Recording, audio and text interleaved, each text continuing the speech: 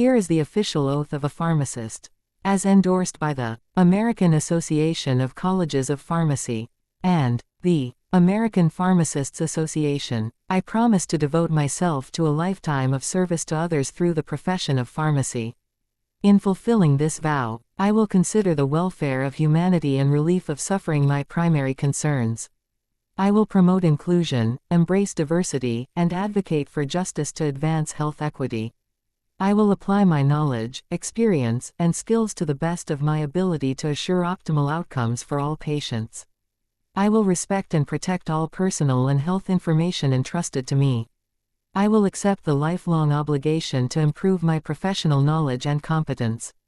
I will hold myself and my colleagues to the highest principles of our profession's moral, ethical, and legal conduct. I will embrace and advocate changes that improve patient care. I will utilize my knowledge, skills, experiences, and values to prepare the next generation of pharmacists. I take these vows voluntarily with the full realization of the responsibility with which I am entrusted by the public.